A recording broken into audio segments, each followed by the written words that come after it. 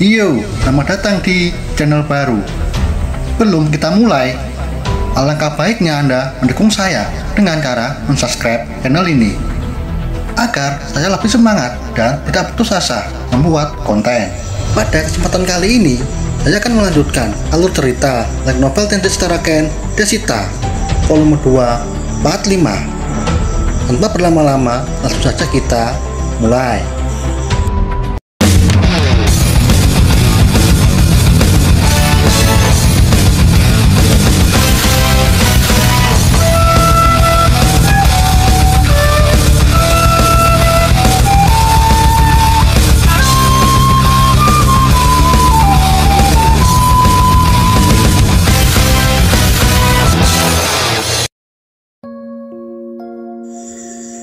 Setelah musuh bangkit dari kematian, situasi semakin berbahaya.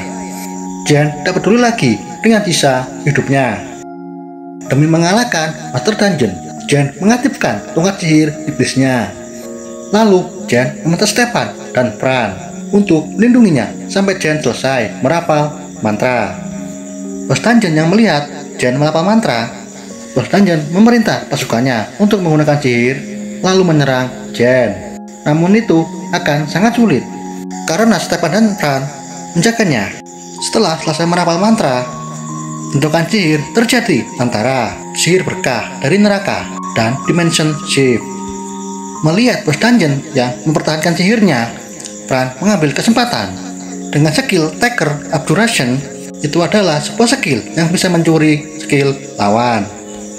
Fran mencuri skill Dimension Shift. Dengan begitu, Bos Dungeon, skill Dimension Shift yang dia gunakan untuk menahan sihir berkah dari neraka telah menghilang dan tak bisa digunakan lagi. Saat sihir Jen menyelimuti semua musuh, mereka semua telah disucikan. Seperti biasa, sebelum kematian ada flashback. Diperlihatkan masa lalu Bos Dungeon. Dulu Bos Dungeon punya cita-cita. Dia ingin menjadi petualang bersama dengan kedua temannya. Namun naasnya, kedua temannya mati terbunuh. Sejak saat itu, Bos Dungeon menambahkan kekuatan untuk membalas dendam. Namun, dia tertipu dan dijadikan bahan eksperimen, dan itu saja. Kembali ke cerita awal, Bos Dungeon mengatakan sesuatu kepada Fran. Dia ingin menjadi petualang. Saat Bos Dungeon hendak menghilang di lahap sihir, dengan cepat Fran menarik tangan Bos Dungeon. Lalu Fran juga mengatakan sesuatu. Dulu aku juga tanpa nama, namun aku ditolong oleh Shisho. Karena itu kau pantas untuk diselamatkan. Mari kita berpetualang bersama, dan aku akan memberimu nama juga. Pada akhirnya Bos Dungeon terselamatkan dari sihir Jen. Namun sayangnya pengorbanan Fran sia-sia. Bos Dungeon menepis kebaikan Fran. Bos Dungeon berdiri. Lalu dia menyerap semua aura kebencian dan dendam. Dengan itu, dia tertawa keras dan percaya diri bahwa dia yang terkuat. Sementara itu, di dalam rombongan Fran, yang tersisa hanya Fran dan Shisho yang sanggup bertarung. Sedangkan Jen sudah pingsan. Lalu Stefan mana sihirnya dan mencapai ambang batas. Menggunakan sisa sihirnya, Stefan mati-matian mempertahankan perisainya. Shisho yang panik, Shisho minta Fran untuk mengaktifkan dua sihir sekaligus. Perisai sihir dan perisai penyucian jiwa. Seluruh ruangan dipenuhi aura yang mematikan. Fran bingung apa yang terjadi. Secara tiba-tiba, aura kematian menghilang. Tanpa disadari, aura kematian muncul dari belakang Fran dan menghantamnya. Fran berkata, "Shisho, aku sudah tidak kuat menahan aura ini. Jika terus begini, kita akan mati." Shisho yang panik. Shisho mencoba teknik baru, walaupun Shisho tak tahu berhasil atau tidak. Shisho mengaktifkan skill pelepasan potensi. Shisho berubah wujud dari pedang menjadi perisai. Jadi kekuatan pelepasan potensi Shisho dapatkan saat mengkonsumsi Crystal Core Satria Tengkorak. Namun Shisho masih merasa bahwa ini masih belum cukup untuk menahan aura itu. Shisho yang masih ragu, Shisho akhirnya meminta bantuan Announcer San. Jadi jika kalian bertanya siapa announcer, jika di Tensura, announcer adalah Raphael Sensei. Shisho meminta panduan Bagi Siso tidak masalah walaupun aku harus mati. Tapi setidaknya biarkanlah Fran yang selamat. Announcer meminta Siso agar tetap berada di bawah efek pelapasan potensi, karena aura kebencian dan dendam akan berhenti ketika penuh yang diserap kesatria kematian. Waspadalah, karena sebentar lagi akan terjadi ledakan. Jadi announcer bukan manusia geng ya. Jadi wujud announcer, dia hanya kepala yang memiliki 4 sayap namun tidak punya tubuh. Dengan sedikit panik dan rasa takut, Siso bertekad bertanya, "Jika kau bisa menundukkan diri, pastinya kau tahu mengatasi situasi saat ini." Announcer menjelaskan, "Iya, tapi ini butuh waktu kalkulasi yang sangat rumit. Untuk melakukannya, tolong beri saya otoritas untuk memakai kekuatan." Setelah analisis selesai, dilanjutkan dengan tindakan balasan. Zona cepat prioritas penuh. Melindungi target Fran dimulai. Dengan memakai poin, announcer mengevolusikan skill perubahan bentuk menjadi skill perubahan wujud tingkat tinggi. Dengan skill perubahan wujud, Siso berubah menjadi jubah besi yang melindungi Fran. Namun tidak berhenti di situ saja, evolusi skill berlanjut. Dengan memakai poin, perubahan wujud menjadi pikiran paralel. Skill baru didapat, Raja Seni Pedang Tanah, Mata Dewa, segala semua deteksi, dan masih banyak lagi. Mendapat skill baru, Siso langsung mencoba skill Mata Dewa. Dengan skill Mata Dewa, Siso dapat melihat semuanya. Walaupun target punya skill menghilang ataupun skill apa, tidak ada kesulitan sama sekali.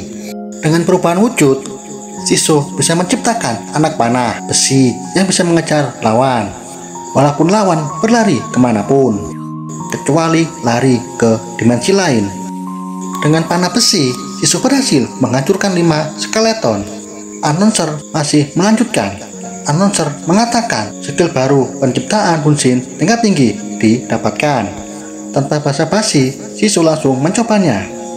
Siso menciptakan bunsin tingkat tinggi. Lalu Siso memerintahnya, serang musuh dengan sihir Inferno Buster secara bersamaan. Namun Siso mendapat peringatan dari announcer.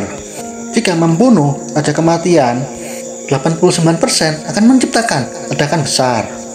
Announcer menyarankan, gunakan skill pencuri, lalu curilah skill peniadaan segel dari musuh.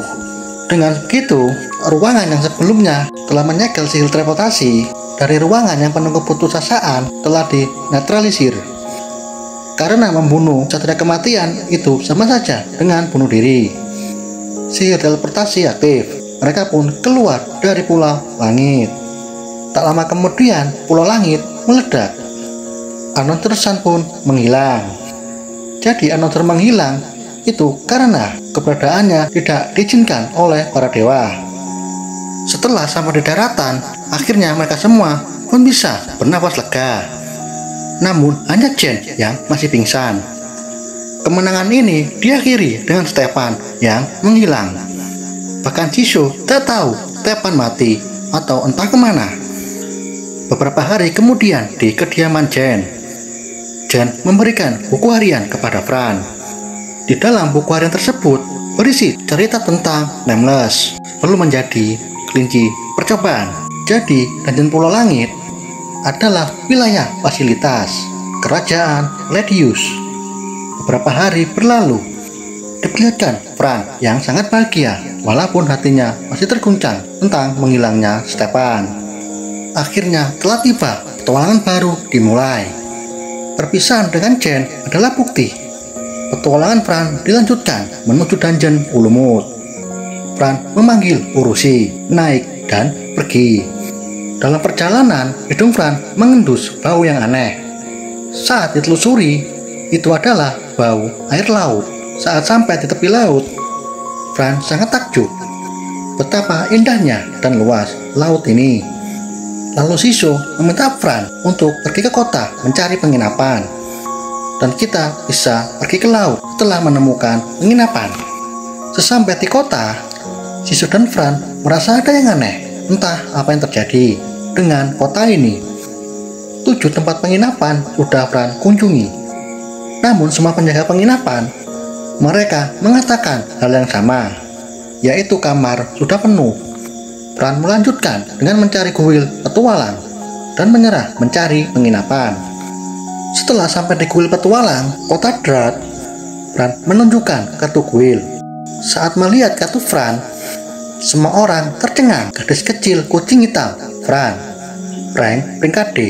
Semua orang kaget dan berisik. Sulit dipercaya, padahal masih bocil, tapi sudah peringkat D. Padahal rata-rata orang dewasa di kuil ini kebanyakan masih peringkat D ke bawah. Kemudian Fran bertanya, kenapa sulit sekali mencari penginapan? Pihak kuil menjelaskan, ini akan sulit mencari penginapan karena mendekati festival bulan Maret di kota Barubara. Setelah mendapat penjelasan, Fran keluar dari ruang kuil dan pergi menuju lautan. Suasana damai, bermain dan memancing, dan lain-lain. Beberapa waktu berlalu, Fran kembali ke kota. Saat sampai di kota, Fran merasa, Siso, sepertinya kita sedang diintai. Kemudian, Fran memancing mereka ke tempat yang sepi. Dan benar saja, Fran dihadang dua manusia kucing merah. Di sisi lain diperlihatkan sebuah bangunan. Dalam bangunan tersebut banyak anak-anak yang berada di dalam penjara. Dan ini tempat perdagangan budak. Kedua manusia kucing merah yang menghadang Fran, kesehariannya mereka bekerja sebagai penculik anak-anak. Kembali di mana tempat, Fran dihadang kedua manusia kucing merah. Light novel Dinasti Sitarak yang disita volume 2 berakhir di sini. Dan kita lanjut di volume ketiga. Dan terima kasih sudah menonton.